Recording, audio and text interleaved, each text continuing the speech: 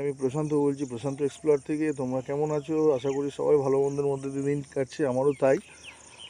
আজকে ফ্রেন্ডস একটা সকাল, নতুন নতুন সকালে আমরা সবাই যে যার নিজের একটা শিডিউল বানিয়ে রাখি না, তো তার উপরে আমরা কিন্তু কাজ শুরু করি। তো দেখো, আমি যেমন রুটিনে কাজ শুরু করার আগে প্রথম কাজ হচ্ছে আমার সকালবেলা উঠে ফ্রেশ হওয়া, ঠাকুর প্রণাম করা, দেন হচ্ছে মর্নিং ওয়াকে বেরোনো।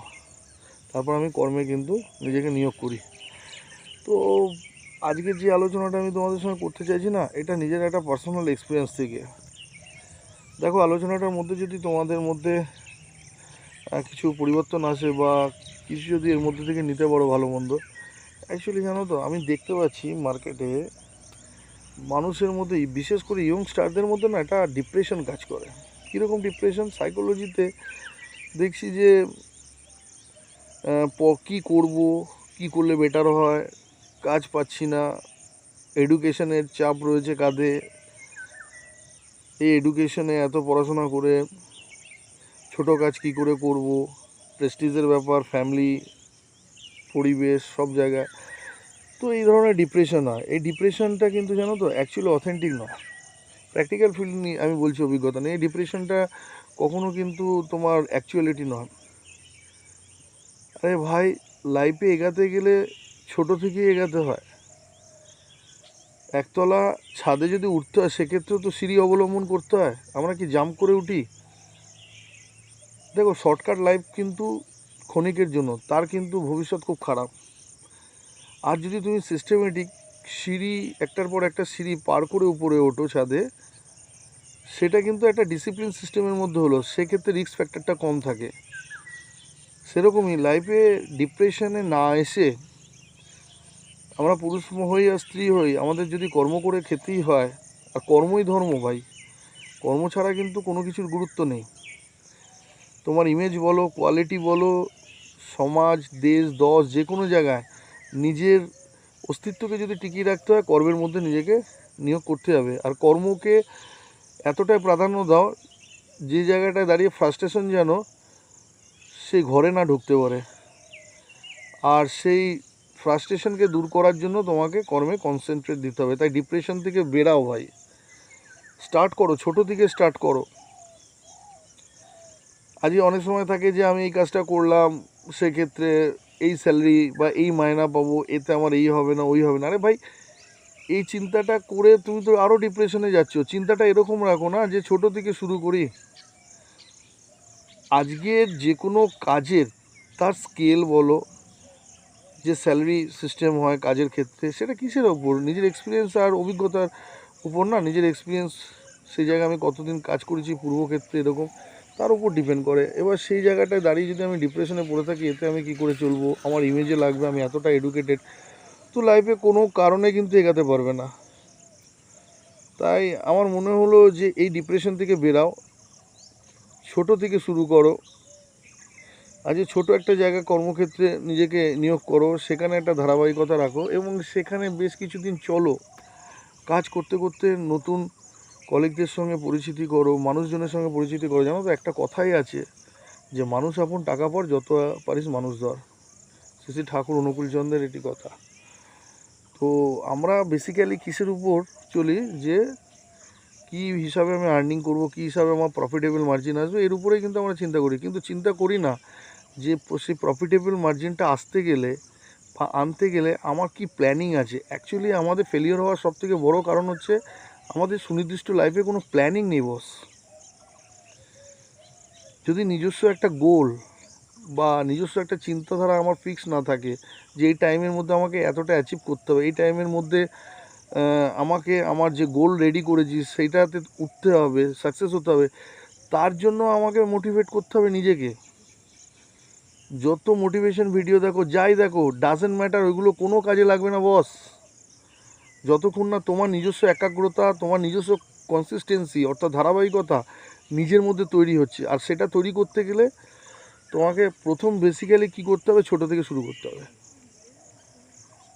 ফর এক্সাম্পল, একটা ছোটো জায়গায় তুমি একটা ছোটো জব পেলে, হয়তো তোমার স্যাটিসফ্যাকশন নয়, বাট স্টার্ট করো, সেখানে কিছুদিন কাজ করো, নতুন নতুন মানুষজনের সঙ্গে চলো, সেখান দিয়ে কাজ করতে করতে তোমার পারফরমেন্সই তোমাকে পরবর্তী ডেভেলপমেন্টের জায়গায় এগিয়ে দেওয়ার একটা পথপ্রদর্শক হয়ে কাজ করবে না?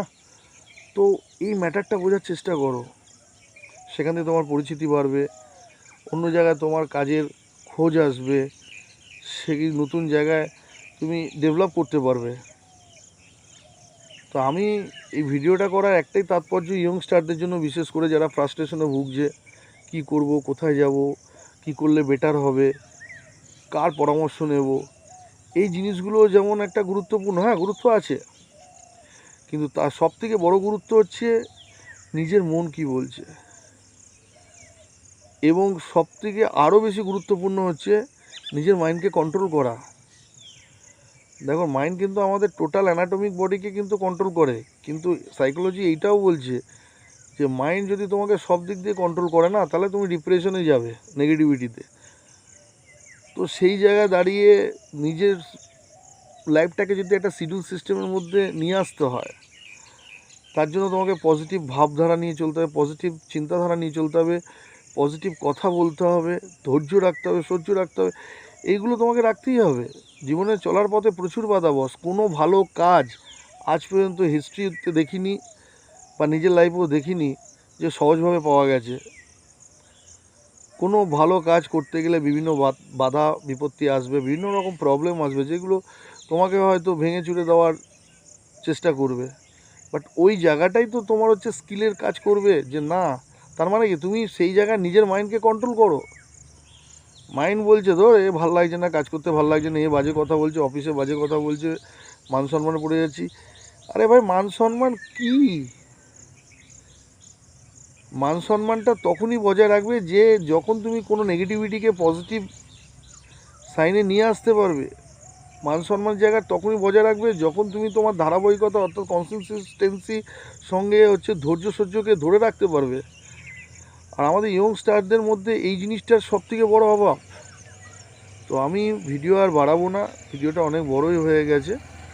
তো আমি শুধু একটাই কথা তোমাদের কাছে রিকোয়েস্ট করব, সিস্টেমেটিক লাইফটাকে নিয়ে এসো, একটা ডিসিপ্লিনের মধ্যে নিয়ে এসো,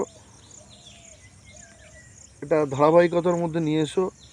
মনের মধ্যে বাচ্চা ভাবটা নষ্ট হতে দিও না।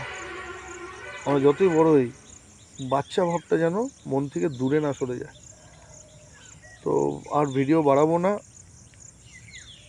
এখন থেকে লেগে পড়ো। যেই কাজটা আমাকে করতে হবে তো হবেই, আমার কাছে কোনো অপশান নেই। আর আমি একটা ছোট ছোট করে গোল চিন্তাধারাকে রেডি করব এবং সেইটাকে একটার পর একটা সাকসেস করব। এরকম জেদ তেজ নিয়ে এসো, কিছু যন্ত্রণা নিয়ে এসো।